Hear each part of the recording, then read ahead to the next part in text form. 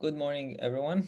Hoping that everything is okay with you on this, some sort of, it's not really a spring break, but sort of a spring break, maybe. A few things before I begin today's topics. Number one, tonight is the deadline to submit your second survey task. So I'm reminding you, make sure that by midnight you are submitting the survey, just like we had in the previous one a couple of weeks ago.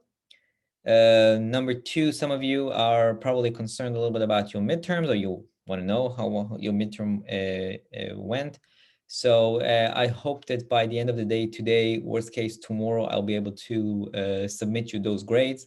I have a few technical things I still have to complete about that. As I said, I will submit the grades on Canvas, and I will also send you your work with some of my comments, which I hope you will be able to learn from for the future, or everything that you do in the future. And third, because the only actual spring break that the university offers is on Friday, we don't have meeting on Friday. So we're not going to meet this Friday. So those are the three things I wanted to just make sure that we are all on the same page. Okay, today we'll keep talking about the democratic peace theory and several relevant aspects about that. Quick review, what I talked about on Monday.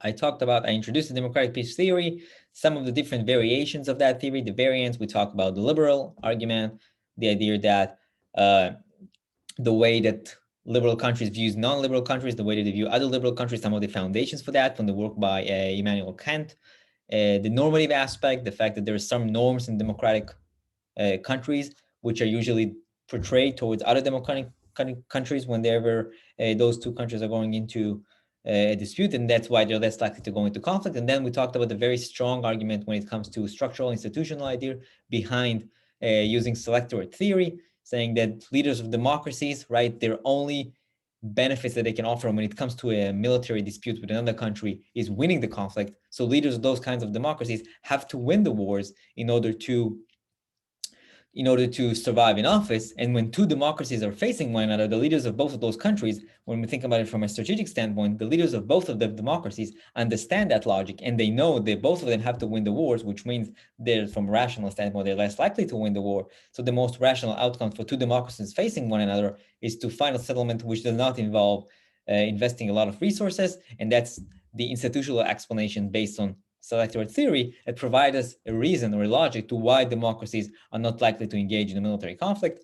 Then I talked about all the criticism, mostly focusing about the work by Christopher Lane, and he studied four different cases throughout history, showing that the realist theory provided some much better explanations to why those two countries did not go into war, rather than the idea of democratic peace, mostly because he emphasized showing that the public I gave you two cases, the Trent affair and then the Ruhr crisis, but mostly showing in those crises that the public was actually in favor of going to conflict with another country, which is a democracy, but because of other explanations, a war did not emerge. And he argues that, therefore, it shows that democratic peace theory does not provide us with a very strong explanation for that. If you have any other questions about this topic, as always, you're welcome to email me and send me come talk to me on office hours. Okay, so as I said on Monday, I spent a lot of time introducing democratic peace theory, emphasizing the important role that public opinion plays in driving the logic of this theory, and how the public represents a very central constraint which affects the way that leaders of democracies behave.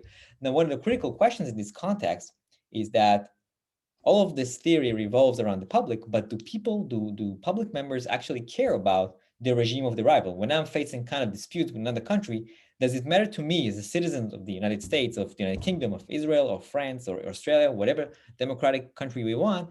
Do I care if my rival is a democracy or non-democracy? So I'm taking a step back from that specific question is, why should we care about what the public thinks? The idea behind that, of course, is that leaders of democracies are beholden to voters.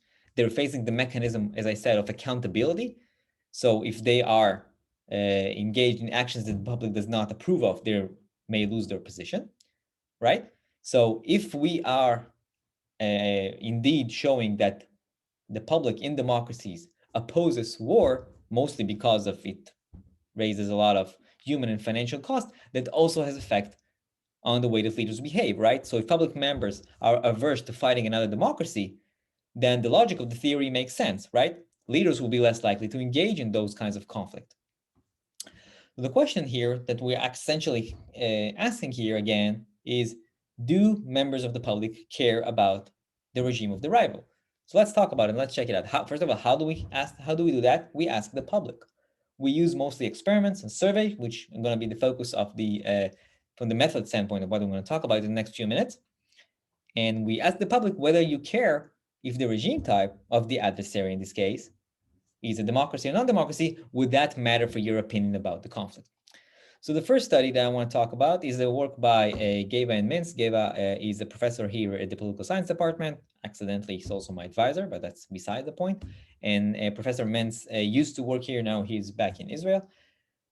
This is one of the first studies that addressed directly this idea that testing whether the public actually cares about the whole idea behind democratic peace theory. They're focusing on the incentive structure of democratic leaders that face conflict and how would that affect their behavior. They're using a theory from psychology, focusing mostly on what's called avoidance behavior. The idea is that when we explore the choices of leaders, we can understand the driver for those choices, not necessarily by focusing on the potential cost of the choices they make, but the fact that there's no positive reward. So instead of looking at a leader makes a decision, so the leader is going to pay some cost, instead of that, we're focusing on the leader is making those decisions because there's no positive rewards for that. That's the idea behind the theory of this specific paper. The focus of this dynamic is when we compare the initiation of conflict versus a democratic rival or a non-democratic rival, and how that goes into this cost-benefit calculus that leaders are facing. So why do leaders go to conflict? In their explanation here within this research is it's mostly driven by what's called diversionary theory of war. It's a very famous theory in political science. The idea behind it that leaders that are facing, not just leaders of democracies, but whenever leaders are facing political trouble times, they have low public support, and they may also face other domestic problems, such as, let's say, economic crisis. Those kinds of conditions presents for them incentives to enhance any type of external threats in order to generate the rally effects. Remember, I talked about the rally effect. We have some kind of external threat that attacks us. We should all rally behind the leader and support the action. So that's the idea behind the diversionary war theory. There is a bunch of domestic problems that the leader is facing, but there's also an external threat. So the leader is going to emphasize the external threat in order to generate public support, to divert public attention away from those domestic problems, and therefore get the support of the public by focusing on the external threat. That's the idea behind the diversionary war theory. The evidence for this theory is mixed. There's not a lot of supporting evidence showing that indeed leaders of countries actually engage in those kinds of behavior. So let's go back. So that's just the background in order to understand how do they motivate the idea of engaging in a conflict against another country. Let's go back to our discussion specifically about the adversary is a democracy or non-democracy. And in this context, if the public, according to the way that we think about democratic peace theory, is more likely to object fighting another democracy, that means that engaging in those kinds of action represents a failure of policy, does not provide us any kind of benefits, positive rewards, So there's no incentives for leaders to engage in those kinds of conflicts. Again, everything based on what the public thinks about engaging in conflict against another country, whether it is a democracy or non-democracy. So what do? They use experiments, as I said. The main reason to use experiments is because it allows them to control the main causal factor for this theory, which is the regime type. And I'm going to give you a little bit more details about this whole argument in a few minutes. The main findings that they show across 3 different samples. They tested within American students, within the American public, and within Israeli students. Across all those 3 populations, they found low level of support for using force when the rivals is democracy. This difference in support for using force against a democracy is somewhere between 35 to 45% lower, again, when the rival is a democracy compared to a non-democracy. And what they also do is they test a bunch of other questions, and they show that the respondents in their surveys see the use of force against a democracy as a failure of policy. So there's also support for the argument that the reasons that democratic leaders will not engage in conflict with other democracies is because they don't get any kind of benefits from that. So this is one thing that they do. So the study by Geva and Mintz, as you see from almost 30 years ago, provides preliminary evidence that the public does object to fighting other types of democracies. And before we go to additional other studies that tested those kinds of questions, I want to focus for a few minutes on measuring those kinds of things, measuring public opinion in this context, and talk a little bit about the scientific tool of experiments. So what are experiments? In experiments, we ask directly members of the public, individuals, whoever individuals that are participating in the experiments, we ask them direct questions about different topics. The main benefits, as I said, is the ability to directly test the causal effect. The idea behind an experiment is that we provide to the participants in the experiment the same type of information with only one difference between the different information that we provide them. We provide them a bunch of information about military conflict, or we can test experiment when it comes to economic policy. All the information that the respondents to the survey will read will be the same, except one difference, and that's going to be our main causal factor, right? So that's the main idea behind the experiment. I'm going to show you an example in a few minutes so we can even see that even more clearly in what you did a few weeks ago. Experiments also reduce concerns when it comes to other factors because we randomly assign the respondents to the different groups in the experiment. The main problems, I talked about that when I talked about political psychology, the idea of how do we generalize the results. So you completed a survey a few weeks ago, which we're going to talk about the results in a few minutes. How can we generalize the results from your work to the public opinion of American citizens, of every democratic country? That's one problem with that. So one solution to that is to replicate the design. Take the same types of questions, replicate it across multiple samples. So Geva and Mintz did that in 3 different samples, as I said, American students, American public, and Israeli students, and found relative consistency. Another solution that is being used is overall increasing the number of respondents within each sample. Today, we're trying to build samples that have about at least 1,000 participants or even more, because the larger the sample, our confidence in the results is actually stronger. So let's talk a little bit about the survey that you completed. It was a few weeks ago. You completed that survey. And presented a case related to a conflict that involves the United States, mostly a rival which develops nuclear weapons, and that represents a threat. And you had to provide your opinion whether the president should order an attack against this country or not. What you actually did, what I designed and allowed you to do, is to replicate an existing study, which I'm going to talk about also in a few minutes. And before I go into your results, I want to show you specifically what does it mean to control the main causal factor. The main causal factor when we test public opinion in the context of democratic peace is the regime type. So how do we control for that? We have 2 versions. You read about the scenario. We have 2 versions of the same scenario, for example, and that's what you read. What you see here on the top rectangle here is one scenario that about half of you read. There is a country developing nuclear weapons, right? Trade, blah, blah, blah, whether we should attack it or not. For the group that read this scenario, this adversary was a democracy. The other group read exactly the same information. The only difference is that the adversary is not a democracy. So that's exactly what I mean when I say control over this causal factor. Everything that is in those 2 scenarios are exactly the same, other than the regime type of the adversary. So if I'm able to identify differences in your opinion, in their opinion of the members that read this scenario compared to the respondents of this scenario, I can say, nothing is 100%, but I can say with relatively high confidence that the reason for those differences is the regime type. That's the idea behind controlling the main causal factor, right? So how did you do in your replication?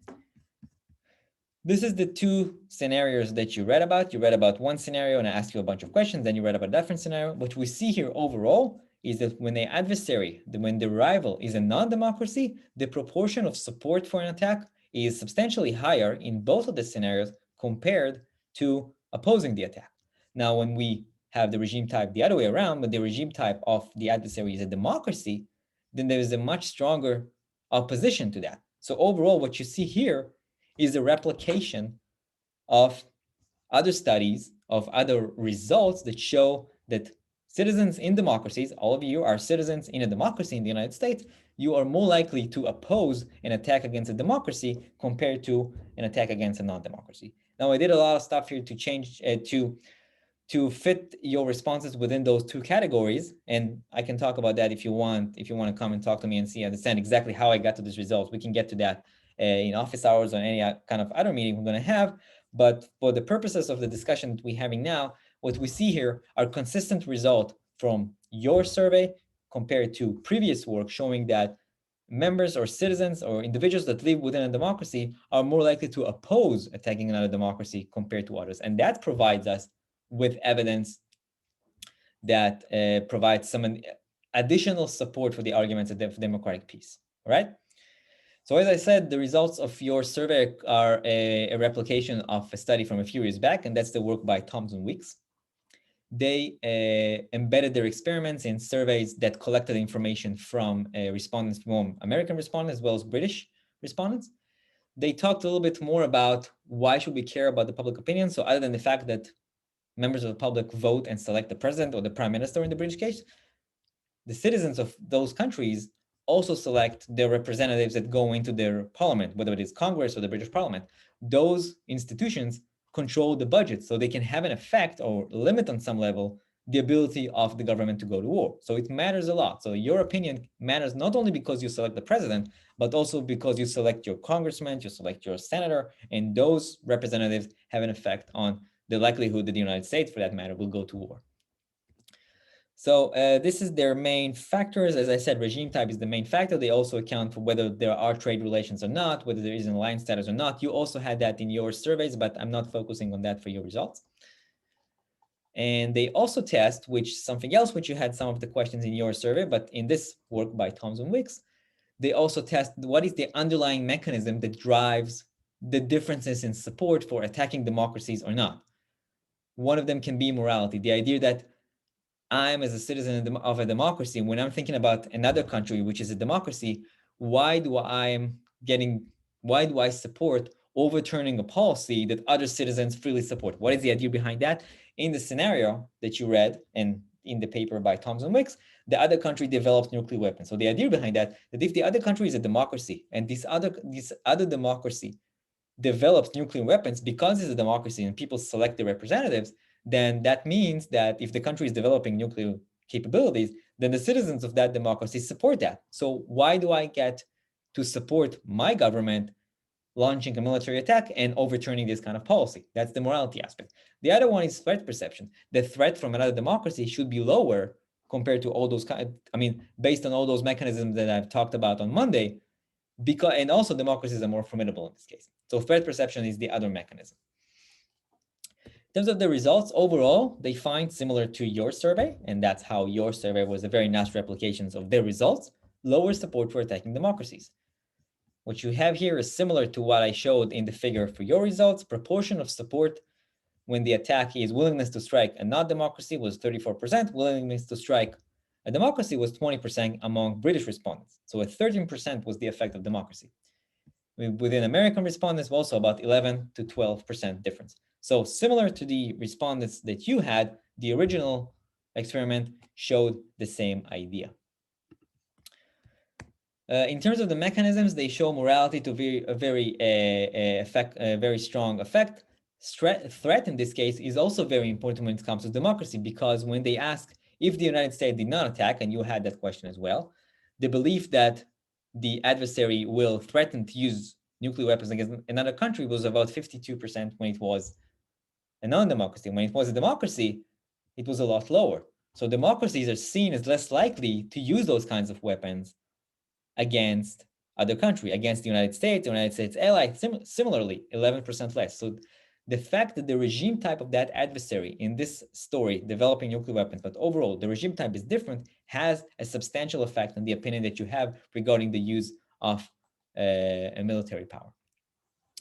One more question they address there: we can measure your opinion in a lot of different surveys, but the question is, does it actually matter for the way that policymakers behave? So what they did in this research is that they also measured the degree of political engagement of respondents, and they found that when focusing on those who are more engaged from a political standpoint in terms of participating in all kinds of political actions, are consuming more news when it comes to politics, their degree of opposition to attacking other democracies was even more substantial than those who were less politically engaged. So it does matter, because those who are more politically engaged are also more likely to vote in elections, are more likely to participate in all those processes. So it matters a lot.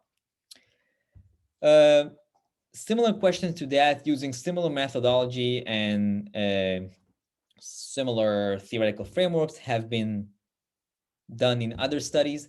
Overall, there is consistency in the results. There's lower degree of support for attacking a democratic adversary compared to attacking a non-democratic adversary. And overall, what all those studies, this study and the Gay Van Mitt study and even your survey, provide us is they offer us evidence for the causal mechanism of the democratic peace theory.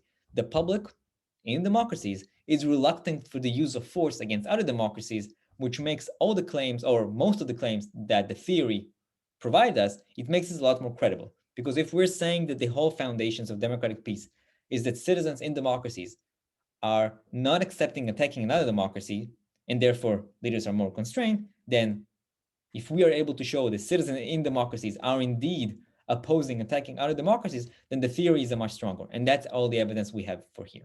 All right? So that's democratic peace. Now I want to shift towards other aspects that are based on the democratic peace theory. We're going to expand a little bit about empirical findings that's related to the democratic peace theory, the odds of democracies winning wars, the duration of those conflicts, and why that is the case. So let's look at it this way. Most of the data when it comes to conflicts involve democracies suggests that those countries are more likely to win the wars that they fight. The question is, why is that? We can think about two potential mechanisms in addition to everything that I talked about on Monday. One is called the war fighting explanation. According to that explanation, democracies are more effective at winning wars because they can rally the public to support the conflict. And I'm going to detail about that in a few seconds. The second explanation in this case is called the selection effects explanation. According to this argument, democracies win more of the wars they fight because they're more selective in the wars that they go into. The idea is that democratic leaders are deciding which wars they're going to fight, and they're only going to go into wars that they think they're going to win, right? So let's break down both of those mechanisms. First, about the war fighting explanation. The argument is democracies are more effective at fighting wars. And there's a couple of reasons for that. The first is called the resources argument. Democracies extract fewer rents from their society. You pay relatively less taxes for the government in a democracy compared to non-democracies. And that provides incentives for you as citizens to invest your additional income. That overall enlarges the income of the state, right? Because there's more investment overall. And that additional financial resources that the country has are invested in the military. Now, there's a very strong assumption integrated into this argument, because the assumption is that every or most of the additional funds that the country has are invested in the military, which is not always true. Even in democracies, it's even more problematic, because maybe you think that additional funds or additional money that the government has in the budget should actually go to education, should go to infrastructure, should go to social programs. But overall, that's the argument here. The second point is that democracies form stronger coalition against their aggressors. And the problem with this argument is not a lot of empirical support for that. The third is probably the most important one for that specific logic.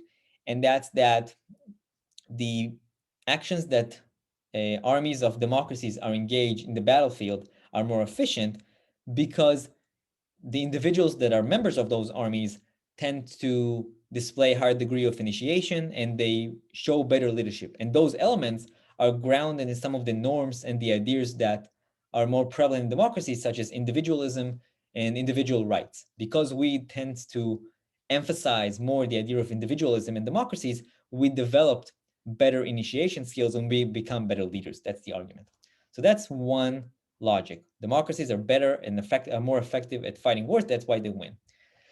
The second explanation, what's called, as I said, the selection effects. The idea behind that is democracies win more wars because they select which wars to join. And the ones that they actually join into are the ones that they believe and they have strong strong evidence for them or strong argument for them that they're actually going to win that. And for example, we can think about the difference between Israel in 1967 to Iraq in 1980. Israel, a democracy, went into war in 1967, the famous Six-Day War against most of the Arab countries, initiated the war in June of 1967, and was able to win the war, which you'll see here two of the most famous pictures of that war. The first is one of the main reasons that Israel was actually able to win the war relatively easier and quickly is the surprise attack against the Egyptian Air Force, in which the vast majority of Egyptian military aircrafts were destroyed while they were still on the ground. And this is one of the famous pictures in that context. The other one is this is the Israeli paratroopers after taking back control of the Western Wall in the old city of Jerusalem. So Israel, as a democracy, chose to go into the Six-Day War and won the war, right? Why is that? We're getting to the argument, to the explanations in a second. The other ones is Saddam Hussein, the leader of Iraq, who went into war with Iran in 1980, a war that lasted for almost a decade, cost an enormous amount of life on both sides, and there was no actually winner this side. So the leader of an autocracy in this case went into a war but didn't really win it. So how can we explain the differences between in this case based on this argument of selection effects? So why do leaders of democracies are more selective in the wars that they go into? First is the idea of political survival or electoral institutions, everything that I talked about on Monday when it comes to selectorate theory. Leaders of democracies have to being elected into office in order to, or they have to win elections in order to secure their positions. So going into wars is more risky for them. So that means they're not going to go that easily into those kinds of conflicts. Leaders of democracies have to consider the cost of failure to win the war, which means for them losing their position. So they will only enter wars that they are relatively certain of victory. And the Israel 1967 war is one example. Leaders of autocracies, for that matter, do not face those kinds of constraints, right? So Saddam Hussein went to war with Iran in 1980, almost a decade they fought. He lost tons of people, hundreds of thousands of people. It did not matter for his position as the dictator, the leader of Iraq. He went into and took control of Kuwait in 1990. Then he was pushed back by the Western alliance, mostly led by the United States during the Gulf War. It didn't matter for his position, right? So he's less selective when he goes into conflicts. The bottom line of this entire argument relates back to the selectorate theory logic and the idea that leaders of democracies are facing more risk when they go into conflict. The second argument in this case is an information-based argument. In democracies, there's free media and there's more transparent and easier transmission of information. So it's easier to expose flawed military plans. So any kind of flawed military plans can be exposed and not implemented. So in democracies, they're less likely to be implemented. They're not going to go into wars. Also, the military are more likely to provide more accurate information regarding the potential conflict. So that's going to affect the decisions by the leadership. When the information is going to be more reliable and more accurate, the leadership is going to make better decisions about what conflict to go into and what conflict to avoid from. The focus of testing both of those mechanisms is, of course, the cost-benefit analysis. The authors of this paper, Ryder and Stump, this is the paper I'm talking about here, they test their propositions with data about interstate wars between 1816 and 1982. They control for a variety of factors such as military capabilities and training and strategies and alliances and other stuff. And in terms of the results, what you see here on this table, this is kind of the first cut of the results, but that provides us a lot of evidence because you can see that the breakdown here, all countries, regardless of the regime type, we're putting the regime type aside for a second, when they initiate the war, they're more likely to win, right? But the proportion that democracies as initiators win, 14 out of 15, is substantially higher compared to autocracies, 21 out of 35 or anocracies. There's a very substantial difference. Even when but this is where the regime type gets even more powerful. Even when democracies are the targets, they're not the initiators, but they do decide to go into a conflict that they were attacked, they're more likely to win. So that provides us very strong support for the idea that the regime type matters for democracies going to war, and that's based on the selection argument. All right. So this is, again, one of the first studies that address those kinds of questions and provide us with this explanation, additional explanations to why democracies are more likely to win wars, mostly because they select the wars that they go into. Why do they select to go into specific wars and not others? The idea of mostly political survival. Okay, that's the foundations of the selection argument. All right, let's extend the discussion on democracies in wars. And so again, we talked about the ideas that democracies are more likely to win the wars that they fight. And we saw why, right? So the writer and Stamp provide us evidence that the selection argument is a stronger argument showing support for why democracies are going to win those wars. At the same time, there's a lot of research regarding public opinion in democracies when it comes to wars and showing that citizens have relatively low tolerance when the costs of war, especially in terms of casualties, are growing. So the longer wars persist, there's more opposition to the war, right? The famous demonstrations against the war in Vietnam, also the opposition within the American public, the longer the wars in Iraq and Afghanistan has persisted. So overall, that means that time plays a crucial factor when it comes to democracies going into conflict, and it raises questions about what is the most efficient length of duration of wars that democracies are fighting. So here we're talking about another research. This is by Bennett and Stam from 1998. They address this duration question. They propose a model that accounts for those time-dependent effects of democracies when it comes to the duration of wars and the outcomes of those wars. The main explanation that they offer is that democracies enjoy all the previously mentioned advantages of winning wars. Everything I talked about so far holds when it comes to democracies going into a conflict. However, as those disputes persist, right, public opinion is more likely to shift and oppose because of higher costs. And as a result, after some point in time that wars will persist, right, democracies will lose their advantage to a regime in which the public has almost no say when it comes to actions in foreign policies. In autocracies or in dictatorships, the public doesn't matter to dictators in terms of whether to engage in a conflict or not. So the longer wars persist, actually dictators have the advantage when it comes to that. And overall, the decision to end the conflict overall depends on how much cost actors are willing to accept when they still try to gain the benefits of winning the conflict, right? This, in a way, it's some kind of an attrition scenario between the two countries, right? Once one of the actors is no longer willing to absorb the costs that are associated with the conflict, she will terminate that. And one of the important elements when it comes to assessing those costs versus benefits is the regime type of the countries which are engaged in the conflict. Because costs matter a lot more to leaders of democracies, they're more likely to get to a point where the costs are going to outweigh the benefits of the conflict. So they run a bunch of tests using all those time-dependent factors. And what you see here on the screen are some of the results. Overall, what we see here is the relationship between the duration of the conflict and the probability of winning. We have here on the y-axis.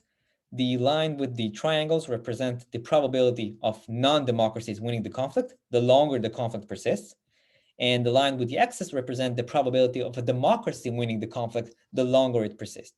What we see here, that when the conflicts are shorter, democracies have all the advantages I've talked about so far, right? The advantage of, however, those advantages are diminished when we account for longer time.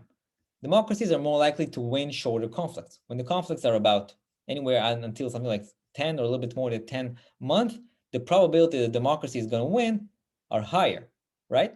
But as the wars persist, autocracies will be less likely to settle. Why? Because they know that democracies cannot absorb those costs for a longer time. And the data here shows that after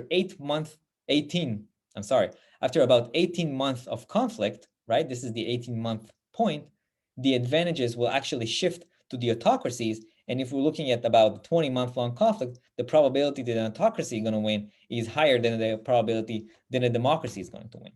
That's the idea behind it. The longer the conflicts persist, the public in democracies is more likely to oppose the growing costs of the conflict, and therefore the leaders of those countries, leaders of democracies, will have less incentives to persist with the war. They will have incentives to actually terminate the conflict. Now, in order to provide a more specific examples to that, the research also addresses data about public opinion when it comes to Vietnam, and we can look at public opinion, in the American public opinion, when it comes to the war in Vietnam from the early 1960s all the way to 1970. And we can see that the gradual increase in American opposition to the conflict in Vietnam began somewhere in 1966. It's reached it's not its apex, but it's the inflection point in early 1968 with the Tet Offensive.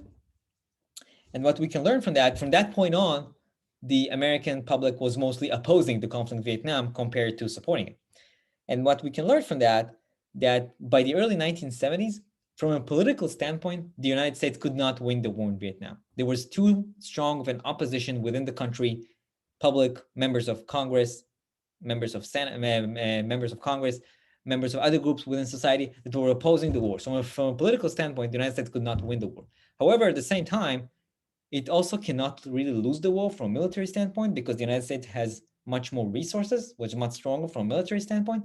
So by 1972, 1973, the war came into a draw because both sides suffer a high degree of cost, but only one of them, in this case, the democracy, United States, could not sustain those costs for a longer period of time, right?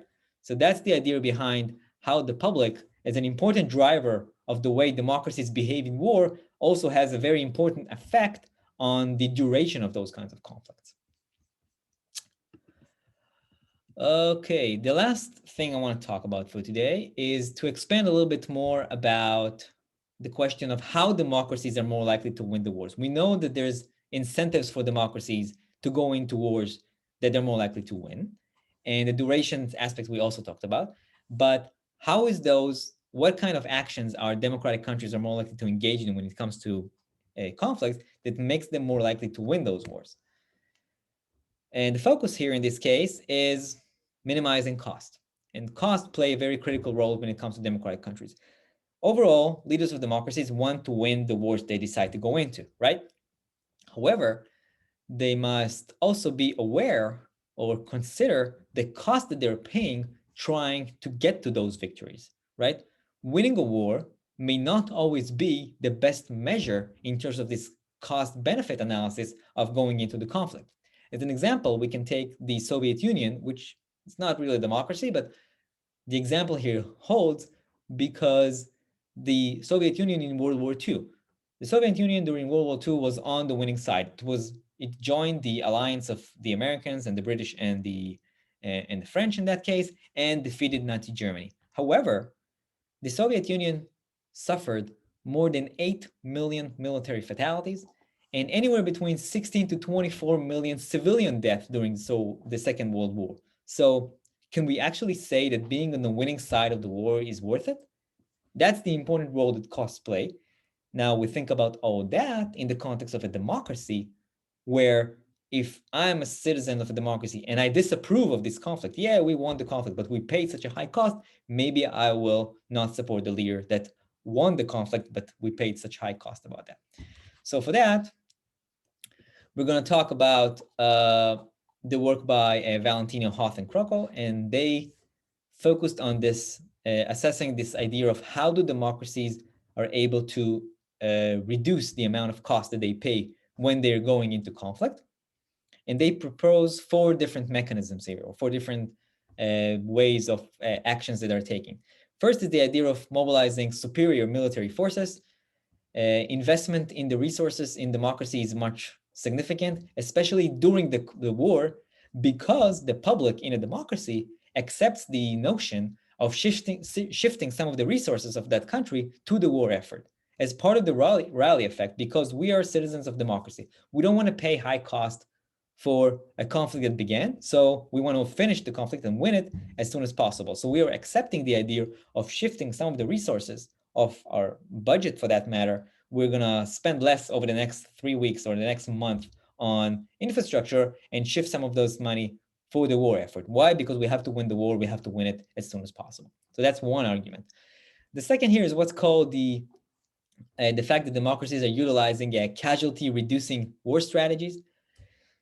In non-democratic countries, leaders can engage in long wars and in strategies such as attrition strategy or guerrilla strategy. Those kinds of strategies are more likely to lead to higher number of human casualties, a lot of casualties because of those kinds of strategies.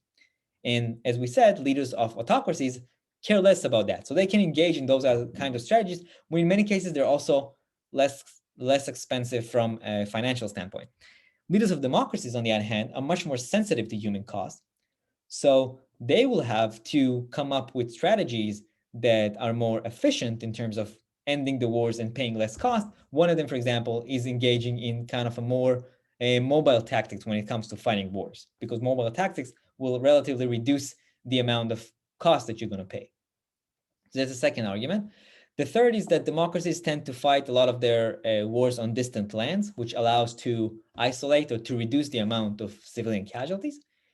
And fourth is that democracies are fighting within coalition of strong states, which increases the amount of capabilities of those kinds of coalitions and allows them to spread the cost among all members. So the democracy, if the United States goes to war now, it's part of a coalition with the United Kingdom and France. So we don't have to pay all the cost of the conflict. We can spread it between the United States, the Great Britain, and France. That's the fourth mechanism.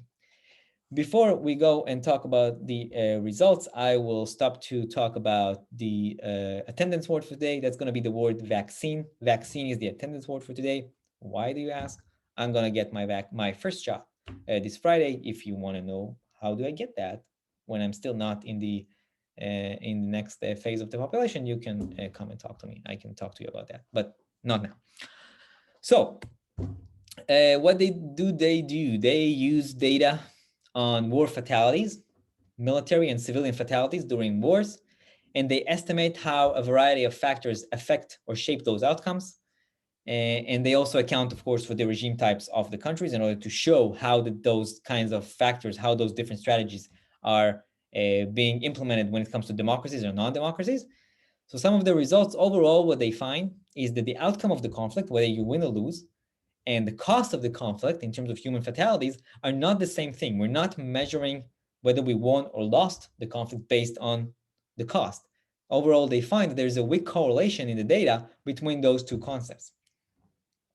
They find evidence for all four mechanisms as reducing the costs of going into wars.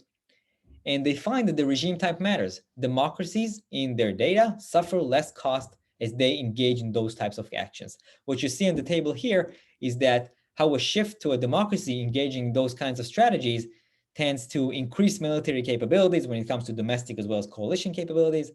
It reduces the use of strategies such as guerrilla strategy and attrition strategy, which again lead to more costs. And overall, what all that means is that democracies that engage in those different types of strategies or different types of behaviors are more likely to have lower amount of cost when it comes to wars, which helps them win the war because they pay lower amount of cost. Despite all that, one last thing that I want to say about that, we have to remember what I talked about in the previous studies, and that is the selection effects or the selection mechanisms.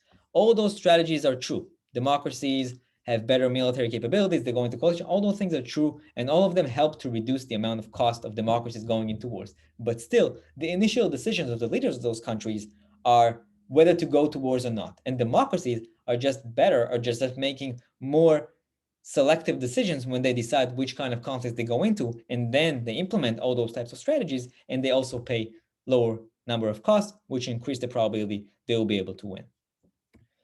If you want to read more, then this is a couple of suggested readings that I would recommend you to go and read. And with that, I will done for today, reminding you once again, we do not have meeting on Friday, and I will see you all next week. Bye, everyone.